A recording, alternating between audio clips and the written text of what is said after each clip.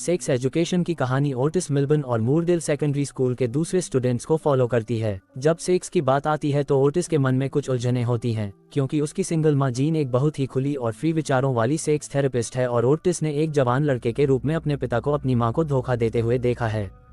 Otis का सबसे अच्छा दोस्त एरिक है, जो एक धार्मिक घनियन नाइजीरियाई परिवार का गे बेटा है। ओटिस की क्रश मेव विली है, जो एक बुद्धिमान पर आउटकास्ट है, जिसकी डिफिकल्ट फैमिली लाइफ उसे सेल्फ डिस्ट्रक्टिव नेचर का बना देती है। मोरडेल में हेड बॉय जैक्सन मार्केटी भी है, जो अपने पेरेंट्स से उससे की गई ऊंची उम्मीदों के बीच सिर्फ स्ट्रगल करता है। एडम ग्रॉफ हेडमास्टर का बेटा है, जो अपनी इनसिक्योरिटीज और अपने पिता के अत्यधिक दबाव के कारण दूसरे स्टूडेंट्स को धमकाता है। एमी गिब्स लोकप्रिय अमीरजादों के ग्रुप द अनटचेबल्स की मेंबर हैं, लेकिन सीक्रेटली वह मेव की सबसे अच्छी दोस्त हैं और एमी लोगों को इस हद तक खुश करती हैं कि बाद में वो उसके लिए हानिकारक बन जाता है। द अनटचेबल्स के दूसरे सदस्यों में रूबी, ओलिविया और अनवर शामिल हैं। अनवर, जिसका गे होना पूरे मोरडेल को पता है और वो एरिक का क्रश है। और फिर लिली है, जो एलियन एरोटिका की एक अजीब राइटर है, जो अपनी वर्जिनिटी खोना चाहती है।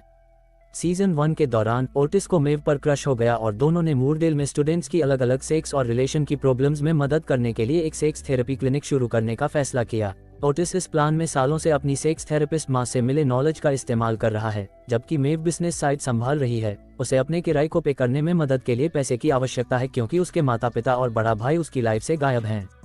क्लिनिक को आखिरकार बहुत सक्सेस मिली और ओटिस ने इस दौरान कई स्टूडेंट्स की मदद की।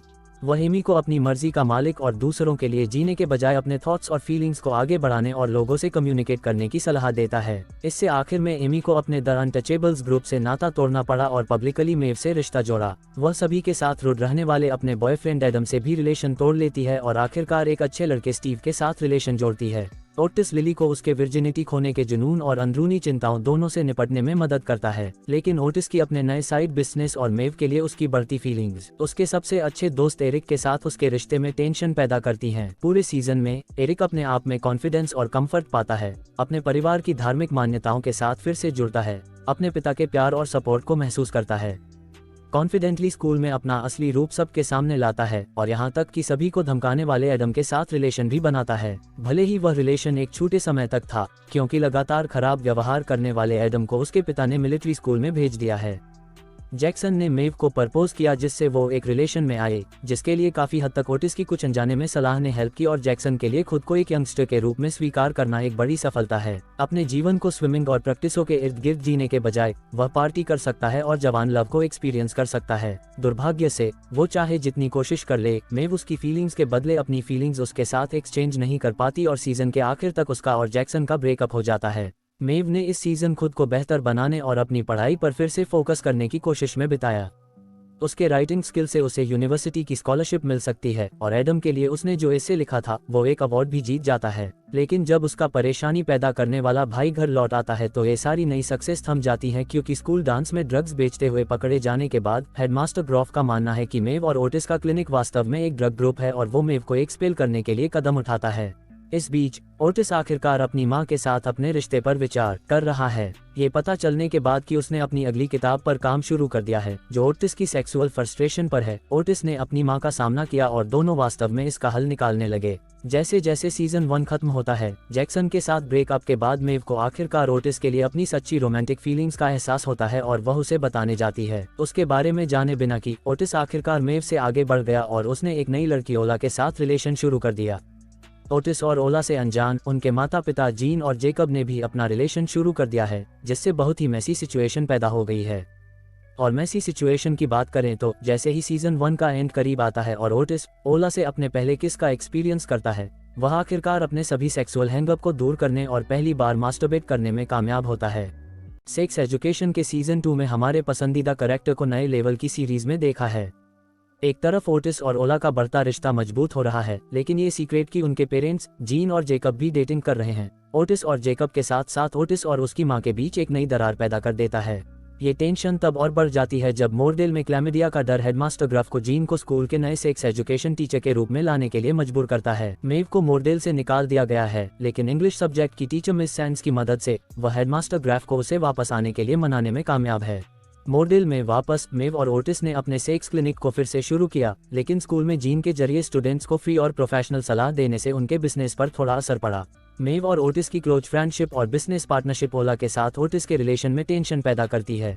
एरिक अभी भी एडम ग्रॉफ के साथ अपने छोटे रिलेशन को लेकर चर्चा में है, जो एडम को मिलिट्री स्कूल भेजे जाने के बाद खत्म हो गया था। रहीम नाम का एक नया फ्रेंच स्टूडेंट मोरडेल में आता है और पूरा स्कूल उसमें दिलचस्पी लेता है, लेकिन रहीम की नज़र केवल एरिक पर है और दोनों एक रिलेशन में एंटर करते हैं। रिश्ता तब कॉम्प्लिकेटेड हो जाता है जब एडम को उसके बेड में ड्रग्स रखे जाने के बाद मिलिट्री स्कूल से बाहर निकाल दिया जाता है और वह रहीम के अपार्टमेंट के नीचे एक दुकान में काम करने लगता है। एरिक रहीम के साथ एक कंफर्टेबल रिलेशन में है जो उसे पब्लिकली कॉन्फिडेंट फील करवाता है और गे होने से शर्माता नहीं है। पर एरिक एडम के साथ रिलेशन में दोबारा आ जाता है, जो अपने पिता के कड़े रूल्स के कारण अधिक परेशान और उन्हीं रूल्स से बंधा हुआ फील करता है। एमी ने अब खुद को अनटचेबल ग्रुप से पूरी तरह से अलग कर लिया है और अब वह खुद को और अपनी डिजायर को ढूंढने की कोशिश कर रही है। दुर्भाग्य से स्कूल जाने वाली बस में सेक्सुअली असोल्ट का शिकार होने के बाद एमी इस ट्रॉमा से जूझते हुए पूरा सीजन बिताती है। आखिरकार उसे मोरडेल की अन्य लड़कियों में एक सपोर्ट सिस्टम मिल गया और आखिरकार वह बस में सफर करने के अपने डर पर काबू पाने में कामयाब हो गई। इस सीजन के आखिर तक उसके दोस्तों के सपोर्ट ने उसे इस ट्रॉमा से हेल्थी रूप से निपटने में मदद की। जैक्सन मार्केटी अभी भी मेव के साथ अपने ब्रेकअप से दुखी हैं और अभी भी स्विम स्टार बनने को लेकर परेशान हैं, जिस पर उसकी माँ उस पर दबाव डालती थी। वह जानबूझकर अपना हाथ तोड़ देता है और स्विमिंग से छुट्टी पाने के लिए एक्सीडेंट का बहाना बनाता है। बदले में अब उसे भविष्य की चिंता का सामना करना पड़ रहा है कि बिना स्विमिंग उसका जीवन कैसा दिखेगा। एकेडमिक्स में अधिक ट्राई करने के लिए मजबूर होने पर उसे अपनी क्लासमेट विव के द्वारा पढ़ाया जाना शुरू हो जाता है। वह विव को रिलेशंस के बारे में सलाह देकर मदद करता है कि कैसे उसके क्रश को उसकी ओर अट्रैक्ट किया जाए। विव जैक्सन को एक्टिंग में उसके नए इंटरेस्ट को आगे बढ़ाने में मदद करती है, जिससे उसे स्कूल के एक नाटक में रोमियो का मेन रोल मिलता है।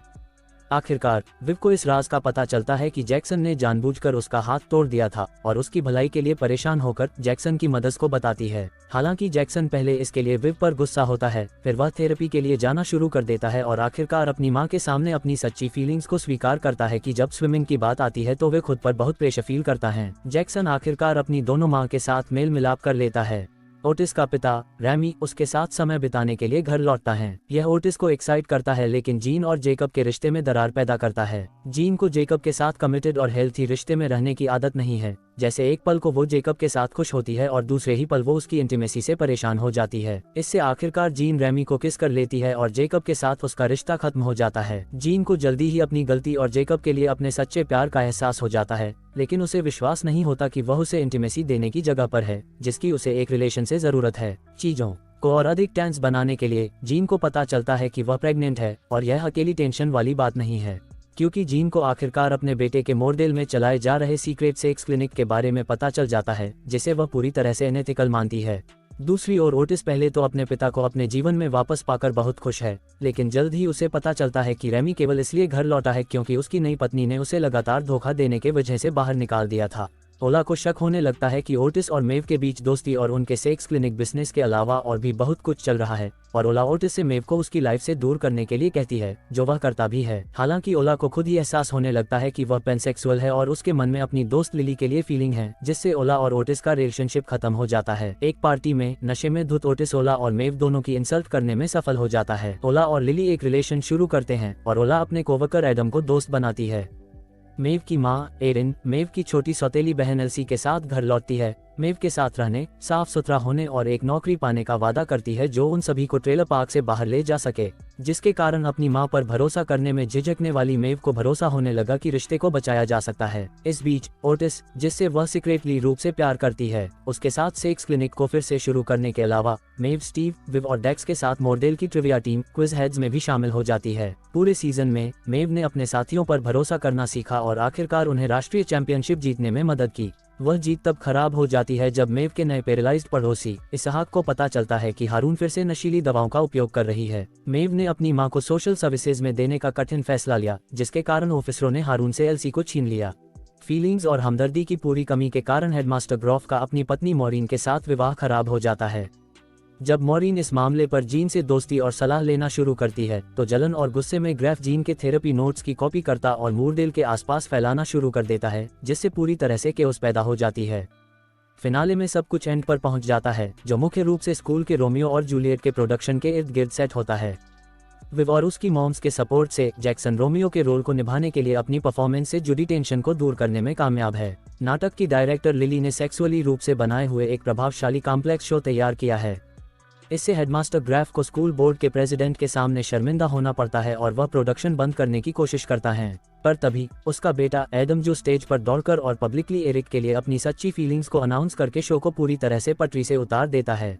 हेडमास्टर ग्रोव ने जीन पर स्टूडेंट्स के दिमाग को खराब करने का आरोप लगाते हुए सबके सामने नाराजगी जताई। ओटिस अपनी मां के लिए खड़ा होता है और स्कूल बोर्ड की प्रेसिडेंट ग्रोव को छुट्टी पर भेज देती है। जैसे जैसे ये सीजन खत्म होता है, ओटिस ने मेव के सामने अपनी सच्ची फीलिंग्स को कबूल करने का फैसला किया। जब वह उसे बताने जाता है तो उसे इसहाक मिलता है। ओटिस इसहाक से कहता है कि मेव को बोले कि वो उसके वॉइसमेल मैसेजेस को देखे और फिर चला जाता है। इसहाक उन मैसेजेस को सुनता है जो ओटिस मेव के लिए भेजता है, जिसमें वो मेव के लिए अपने प्यार को बताता है, पर मेव के सुनने से पहले ही उनको डिलीट कर दिया जाता है। सेक्स एजुकेशन के सीजन 3 में मोरडेल की नई हेडमिस्ट्रेस होप हेडन दूसरों को दबाने वाले रूल्स को लागू करके स्कूल को पूरी तरह से बदलने का ट्राई करती हैं और स्कूल में हर तरह की सेक्सुअल एक्टिविटी पर रोक लगाती हैं। होप ने जैक्सन को हेड बॉय के पद से हटा दिया, उसकी जगह उसकी दोस्त विव को दी और उसे मोरडेल में नई रूल्स को लागू करने का काम सौंपा, जिसमें अब स्कूल की ड्रेस भी शामिल है। ये कईल नाम के एक नए नॉन बाइनरी स्टूडेंट को निराश करता है जो जेंडर बेस्ड ड्रेस के खिलाफ है। जैक्सन कईल से दोस्ती करता है और मोरडेल के नए रूल्स के खिलाफ विद्रोह में उसके साथ शामिल हो जाता है, जिससे विव के साथ जैक्सन की दोस्ती में दरार पैदा हो जाती है। जैसे जैसे जैक्सन और कईल करीब आते हैं, उनमें एक दूसरे के लिए रोमांटिक फीलिंग्स डेवलप होने लगती हैं, लेकिन जैक्सन केल को सिर्फ एक लड़की के रूप में देखता है और कईल उससे रोमांटिक रिश्ते को आगे बढ़ाने से पहले उसकी खुद की सेक्सुअलिटी जानने के लिए इनकरेज करती है, जिसके कारण दोनों ने सिर्फ दोस्त बने रहने का फैसला किया। होप हेडन के नए रूल्स के साथ ओटिस और मेव का सेक्स क्लिनिक ऑफिशियली खत्म हो गया है। ओटिस इस बात से कंफ्यूज और हट है कि मेव ने उसके वॉइसमेल पर छोड़े गए मैसेजेस का रिप्लाई नहीं किया और इस बात से अनजान है कि इसहाक ने मैसेज डिलीट कर दिए थे। इसहाक मेव के करीब बढ़ता है और दोनों एक दूसरे को किस करते हैं, जबकि पैरालाइज इसहाक को भी इस बात से जूझना होगा कि उसकी डिसेबिलिटी उसकी सेक्सुअल लाइफ कैसे इफेक्ट करती है। आखिरकार इसहाक को ओटिस के मैसेजेस को हटाने पर गिल्ट और शर्म महसूस होती है और मेव के सामने अपने बिट्रेयल को कबूल करता है। मेव ने अपने बढ़ते रिलेशन को रोक दिया, लेकिन इसहाक की माफी स्वीकार कर ली और दोनों दोस्त बने रहे। इसहाक ने मेव को उसकी मां एरिन के साथ मेल मिलाप करने की कोशिश करने के लिए भी प्रोत्साहित किया, जो अपनी छोटी बेटी एल्सी को फोस्टर केयर में रखे जाने से परेशान है। जब एरिन एल्सी का किडनैप करने की कोशिश करती है तो मेव उसे रोकती है और आखिरकार दोनों में सुलह हो जाती है। इस बीच मेव को उसकी टीचर मिस सैंड्स ने अमेरिका में स्टडी प्रोग्राम के लिए अप्लाई करने के लिए प्रोत्साहित किया। हालांकि उसे एक्सेप्ट कर लिया गया है, लेकिन मेव इसे अटेंड करने में असमर्थ है क्योंकि वह प्रोग्राम की भारी फीस अफोर्ड नहीं कर सकती। मेव के साथ ओटिस का रिश्ता वास्तव में शुरू होने से पहले ही खत्म हो गया। ओटिस द अनटचेबल्स की रूबी के साथ रिलेशन स्टार्ट कर लेता है। अपनी लाइफ में पहली बार रूबी ने सतर्क होने के बजाय अपने सच्ची लाइफ और फीलिंग्स को किसी दूसरे के साथ शेयर किया और ओटिस को बताया कि वह अपने अपाहिज पिता की देखभाल करती है। जब रूबी ओटिस से अपने प्यार का इजहार करती है तो वह इसे वापस नहीं कह सकता क्योंकि वह अभी भी मेव से प्यार करता है। दिल टूटकर रूबी ने ओटिस से नाता तोड़ लिया। एमी ने जीन के साथ प्रोफेशनल थेरेपी शुरू की, जो उसे बस में हुए हमले के सदमे से उबरने में मदद करती है। स्टीव जैसे एक दयालु और प्यार करने वाला लवर होने के बावजूद जीन की थेरेपी और मेव की कुछ सलाह के कारण एमी को अपने लिए समय निकालने के लिए स्टीव के साथ रिलेशन तोड़ना पड़ा। एरिक और एडम पब्लिकली डेटिंग करने लगते हैं। हालांकि एडम के मन में अभी भी अपनी सेक्सुअलिटी को लेकर कई डाउट हैं और वह अपनी मां को उसका एक बॉयफ्रेंड होने के बारे में बताने से बहुत घबराता है। एडम अपनी सेक्सुअलिटी को और ज्यादा एक्सेप्ट करने के लिए रहीम की मदद चाहता है और दोनों के बीच दोस्ती हो जाती है क्योंकि रहीम एडम को एरिक के लिए एक लव पोएम लिखने में मदद करता है। इस बीच एरिक किसी ऐसे व्यक्ति से प्यार करने में स्ट्रगल करता है जो उस प्यार को पब्लिकली शेयर करने से बहुत डरता है। अपने परिवार के साथ नाइजीरिया के टूर पर एरिक एक दूसरे आदमी को किस करता है। जब वह एडम के सामने इस चीज को कबूल करता है तो एडम उसे माफ कर देता है, लेकिन एरिक फिर भी एक रोमांटिक साथी से ज्यादा की जरूरत होने के कारण अपने रिश्ते को खत्म कर देता है। हालांकि एडम तबाह हो गया है, उसने अपनी चाहतों को खोजने में बहुत प्रोग्रेस की है। आखिरकार उसने अपनी मां को बताया कि एरिक उसका लवर था, जिसे मिसेस ग्रोफ खुशी से एक्सेप्ट कर लेती है। एडम को डॉग ट्रेनिंग के प्रति अपने पैशन का भी पता चलता है और एक डॉग कंपटीशन में अपने डॉग मैडम के लिए तारीफ बटोरता है।